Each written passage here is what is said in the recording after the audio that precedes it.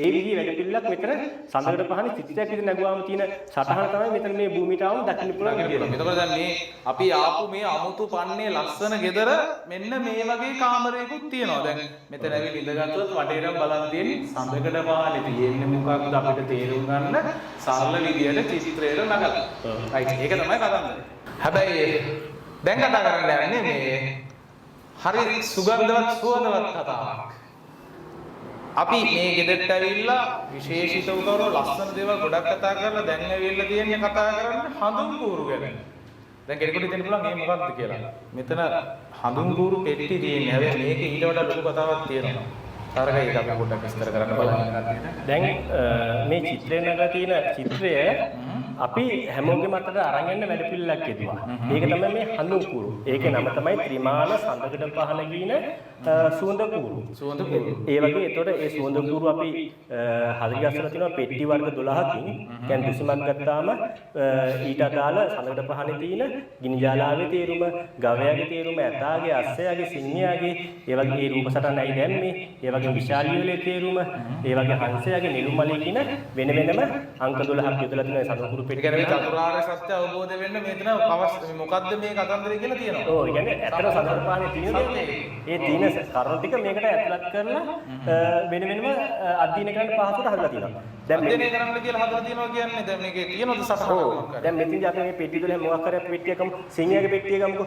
දැන් ගොඩක් දුරට ඕනම හඳුන්කුරු පෙට්ටියක් අපි කරන්නේ ලස්සනට පැක් කරලා තියෙන ඕන හඳුන්කුරු පෙට්ටියක් ඉස්සෙල්ලාම කුරු ටික මේ මතල ගත්තු ගාම ඉස්සෙල්ලාම ඩස්බින් එක.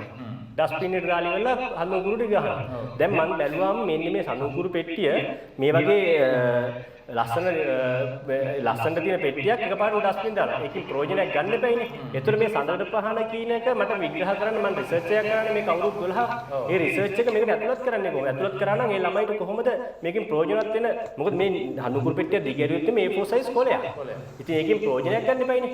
ඒතර මේ අනිත් හඳුන්කුරු පෙට්ටි වගේ මේ සඳකඩ පහන ත්‍රිමාන සඳකඩ පහන කියන හඳුන්කුරු පෙට්ටිය ගත්තාම ඩස්බින් දාන්න එපායි කියලා ලෝගෝ එකක් දාලා තියෙනවා. ඒ ලෝගෝ එක ඩස්බින් එක දාලා කතරකින් කපලා පෙන්නලා තියෙනවා. ඊට පස්සේ ඒ කපන්නේ එපයි කියන්නේ ඇයි හේතුව?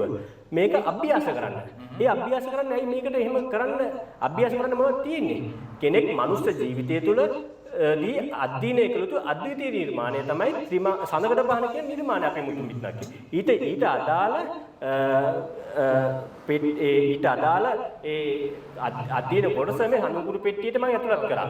එතකොට මේ වගේ ඉස්සල්ලා මේ පෙට්ටි 12 පිළිවෙලින් ගත්තාම මෙතන පෙට්ටි 12 පිළිලින් ගත්තාම මෙතන සඳකඩ පහන ගැන ඔයගොල්ලෝ අහලා තියෙනවනේ චතුරාර්ය සත්‍ය තියෙනවා කියලා අහලා තියෙනවනේ. විසෝ මාලිගාවේ සඳකඩ පහන ගැන තියෙනවා. එතකොට ඔන්න චතුරාර්ය සත්‍ය මේ පෙට්ටියේ අපි ඇතුළත් කරලා තියෙන්නේ කොහොමද? ඔන්න ගිනි ජාලාව, දුකේ ලක්ෂණ. ඒ වගේම දුක ඇතිවන්නේ කොහොමද?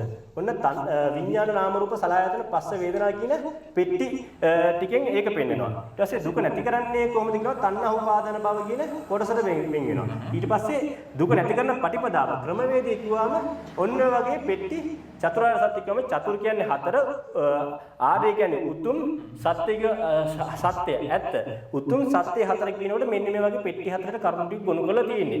එතකොට මේ පෙට්ටි 4 පිළිවෙලින් ඒගොල්ලෝ පිළිවෙල ටික අංක 12 ඒ කියන්නේ එක පාට පෙට්ටි 12ක් ගන්න කියනව නෙමෙයි. මාසෙට එක පෙට්ටියක් අරගෙන ඒ මාසෙ තුල ඒ හඳුන්කුරු පෙට්ටිය තියෙන කූරු ටික දවසට එක ගානේ පාවිච්චි කරත් එයාට මේක දවස ගානේ මේ අභ්‍යාස කරන්න තියෙන නෝට් එක හම්බ වෙනවා. ඒ කියන්නේ ඊට පස්සේ නෝට් එකක් තියෙනවා. ඊට පස්සේ තියෙනවා ඒක අභ්‍යාස වැඩසටහනකට වෙන්නමු. ඒ කියන්නේ මේකේ තියෙන්නේ ගිනි ජාලාව සම්බන්ධ කොටස. ඒ කියන්නේ මේ පැත්තේ උගන්වලා තියෙනවා. මේ පැත්තේ විෂය තියෙනවා, මේ පැත්ත බලාගෙන එයා පැත්තේ හිස් කරලා තියෙනවා වම් පැත්තේ. දකුණු පැත්ත බලාලීමක් තමයි කරන්නේ. බලාලීමක් ඉගෙන ගන්න ළමයි. ඉගෙන ගන්න. එතකොට මම ඒ කල්පනා කරගෙන ඔබතුමා කිව්වේ මාසෙකට එක පෙට්ටියක් ගත්තොත් අවුරුද්දට පෙට්ටි 12යි. 12 එක්කව වෙනවනේ. નિરાයාසයෙන්. එතකොට අභ්‍යාස කරපුවම මේ ටික ළමයි ළඟ තියෙනවා. ඔව් ඒ ටික එක්කව වෙනවා. ඒතර ඉස්සරහා පෙට්ටි ටික එක්කව කරාම අනුරාධපුරයේ කැටේමට යොදාගත්තු චිත්‍රය. මේ චිත්‍රයක් විදිහට මේ පෙට්ටි 12 මේව එකට තියලා ඇලෙව්වාම මේ වගේ චිත්‍රයක් හම්බ වෙනවා. ඉස්සරහා කැලේ ටික කරාම. ඊට පස්සේ මේ තියෙන ඉවර පිටිපස්සේ කැලේ. මේ පිටිපස්සේ ටික එක්කව කරාම මේ හැම හඳුන්කුරු පෙට්ටියෙම පිටිපස්ස කොටස එක්කව කරාම ඊට අදාළ අභ්‍යාස නෝට් එක තියෙනවා. ඔන්න මේ පෙට්ටි 12 එක්කව කරාම ඔන්න පළවෙනි පෙට්ටිය ගත්තාම තියෙන හේතුඵල දර්ශනය. හේතුඵල දර්ශනය. මේක ආගමක් නෙමෙයි චතුරාර්ය සත්‍ය ඉගෙන ගන්නවා කියන්නේ. මේක දර්ශනයක්. ඒ දර්ශනය කියන්නේ මේ සතර පහන විදිහේ පළවෙනි චිත්‍රය. මේ චිත්‍රය තමයි අර පළවෙනිට ඉස්සරහින් ලැබෙන්නේ. ඊට පස්සේ මෙතන තමන්ගේ නම ලියාගත්තා. ඊට පස්සේ දෙවෙනි පෙට්ටිය ඕනේ ගිනි ජාලාව. සංඛාර විඥානය කිව්වම මෙන්න සත්ව ගවයාගේ තියෙන රූප සටහන කොහොමද අපේ මුතුන් මිත්තු ඇයි මොන පදනම මත මේ ගවයා ගුරු කරන ගත්තද නැන්දද ඒ වගේම ඇතාගේ රූපය ඇයි කොහොම මොකක් සඳහාද මේ ගත්තේ අද හේතුව විශේෂ පද්ධතිය කැල්කියුලේෂන් සිස්ටම් එක එතකොට මේ ඇයි අස්සය කියන සතා මේ සතර පහන ඇතුල් කරන්නේ ඇයි මේ සිංහය කියන සතා මේ සතර පහනට ඇතුල් කරේ එතකොට ළමයි තියෙන වම් පැත්ත බලලා දකුණු පැත්තේ අභ්‍යාසය කරලා ඉගෙන ගන්න ඊට පස්සේ ඒ වගේම වේදනාව සම්බන්ධ ඒ වගේම තණ්හාව කියන විශේෂ සම්බන්ධ ඒ වගේම සතකට පහනේ කොටස් ගන්නනේ තියෙන්නේ. ඒ සතකට පහනේ ඇතුළත් වෙලා තියෙන දෙයක්. තියෙන දෙයක් රිසර්ච් කරද්දී මට කියන අධ්‍යයනය කරද්දී තමයි මේක හම්බුනේ මේක ඇතුලේ තියෙන පාදම. පාදම හම්බුනාට පස්සේ මම ඒක අභ්‍යාස පොතක් විතරක් හදලා තියෙනවා. දැන් මේ හඳුන් කුරු වලට මේ වගේ ඇතුළත් කරලා තියෙනවා. එතකොට දැන් තාරකයි මම මේ දැකපු දේ දැන් මේ හඳුන් කූරු දැන් පෙට්ටි 12ම දැන් එක එකතු කරපුවාම මේ වගේ පොතක් හදා ගන්න පුළුවන්. මේ වගේ චිත්‍රයක් හදා ගන්න පුළුවන්. එතකොට දැන් මම අර කලින් කිව්වා වගේ මේ පොත ඇතුලේ ගැප් වෙලා තියෙන්නේ බෞද්ධ දර්ශනය තුල සත්‍යය විසින් චතුරාර්ය සත්‍ය. සත්‍ය වටහාගත යුතු ආකාරය. ඒකේ තියෙන හරි තේරුම. එතකොට හැම ගෙදරකම බෝධි පූජා පොතක් තියෙනවා වගේ මේ වගේ පොතක් තියෙන එකක් වටිනවා. ඒ කියන්නේ තව විදිහකින් කිව්වොත් මේ අනුරාධපුරයේ සඳකඩ පහන අපේ රජ කාලේ අත්පොතක්. අත්පොතක් කියන එක නිසා තමයි ඒ කාලේ සිත නිවාගත් උත්මයෝ තිස්ස මහරාමයේ 12යි කූරගල මෙච්චරයි මේක ඔබතුමා අහලා තියෙනවනේ. එතකොට මගේ මතයක් විතර මම හිතනවා එන්නේ සඳකඩ පහන අත්පොතක් විදිහට පාවිච්චි කරලා තියෙන යුගයේ. ඒකේ ස්වර්ණමය යුගය කියන්නේ අනුරාධපුර යුගයේ. පොළොන්නර යුගයේදී ගවය අයින් කිරීමේ ප්‍රතිඵලයක් වශයෙන් අද වෙන තාක්කල් ඒකේ ප්‍රතිඵලයක් වශයෙන් ඉතිහාසයේ කවද ලේසින් අහලා නැහැනේ. බෝධුට අහලා නැහැනේ. ස්වර්ණමය යුගයක් ගැන අහලා නැහැනේ. අනුරාධපුර යුගයේ විතරයි. ඒකට හේතුපාදක කියලා කියනවා මේ ඔය අර ඔක්කොමලා හිතන්නේ පයට පෑගෙන සඳකඩ පහන අත්පොතක් විදිහට අනුරාධපුර යුගයේ අපේ මුතුන් මිත්තු පාවිච්චි කරලා දිනවා කියලා තමයි මගේ මට දැනීම. එතකොට ඒකෙන් තමයි මේ දේ අපේ ලංකාවේ කට්ටියට දෙන්න ඕන පණිවිඩය හරියට දෙන්න විදිහක් හදලා තියෙන්නේ. එහෙනම් අපි ආවේ කොළඹ තියෙන ලස්සනම අමුතුම 24ම ඇරලා තියෙන පොළවේ මැණික් ගල් අල්ලලා තියෙන ඒ වගේම සෑහෙන ලොකු වටිනාකමක් යුතු දැනුමුතුකම් හොඳ නුවණක් සහ හොඳ අවබෝධයක් ගන්න පුළුවන් ලස්සන වැඩසටහනක් හදපු තැනකට අංජන රොද්රිගෝ සහ තාරක රොද්රිගෝ මහත්මයාගේ නිවස දෙදෙනාගේ අයියාගේ මන්දිගේ ගෙදරට තමයි ආවේ අපි. එතකොට මෙතන සඳකඩ පහනක් නිර්මාණය වෙනවා. සඳකඩ පහන කොහොමද හැදෙන්නේ කියලා ඒ කට්ටිය අවබෝධය ලබා දෙනවා. ඒකේ තියෙන ඇත්තටම දැනුම ලබා දෙනවා සහ ඒක ලංකාව පුර ව්‍යාප්ත කරන්න මේ වගේ ව්‍යාපෘතියක් පටන් ගන්න තියෙනවා. ඒ වගේම තිස්සමාරාමේ ත්‍රිමානව විශාල අභ්‍යාස භූමියක් හදලා තිනවා සඳකඩ පහන ගැන ඉගෙන ගන්න. එතකොට මේ දේවල් ඔක්කොම ගැන විස්තර දැනගන්නට පුළුවන්.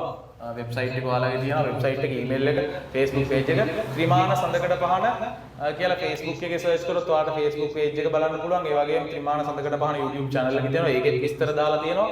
ඒ වගේම මේ තැනට කෙනෙක් ඔයාලව සම්බන්ධ වෙන්න එනවා නම් තරකයි එන විදිහ චුට්ටක් කියමු. පුළුවන්. මේ මෙතනට සම්බන්ධ වෙන්න මගේ දුරකථන අංකය දෙන්න. 072 41 41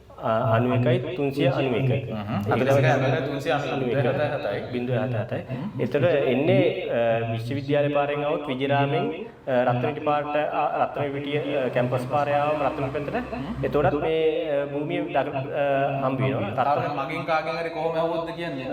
මෙතනට ඇවිල්ලා આવොත් සඳකඩ පහන ගැන තියෙන පිළිම හදන ස්ථානය කියලා කිව්වම ගොඩක් අය දන්නවා. රයිට්.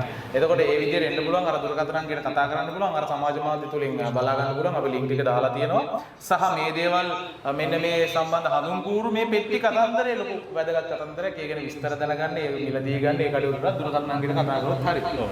රයිට්. එහෙනම් අද කොළඹ මම අර කලින් කිව්වා වගේ අමුතුම විදිහේ හැඟීමක් එන අමුතුම විදිහේ ඇඟට හැඟීමක් එන ගෙදරට ආවේ. හැබැයි එතෙන්ට ඇවිල්ලා ඊට වඩා දැනුම් සම්භාරයක් අපි ලබා ගත්තා. සෑහෙන දැනුමක් ලබා ගත්තා. ඉතින් බොහොමත්ම ස්තුතිවන්ත වෙනවා. ලංකාවේ ලොකු පරම්පරාවක පුරුක් දෙකක් අංජන රොද්රිගෝ මහත්මයා සහ තාරක රොද්රිගෝ මහත්මයා බොහොමත්ම ස්තුතිවන්ත වෙනවා අපිට ආරාධනා කරාට අපිට අවස්ථාවක් දුන්නාට මේ ගැන කතා කරන්න. ආයිබෝන් ඔබ දෙපළටම බොහොමත්ම ස්තුතිවන්ත වෙනවා. ඒ වගේම විශේෂ දේවල් අරන් එන අපි හැමදාම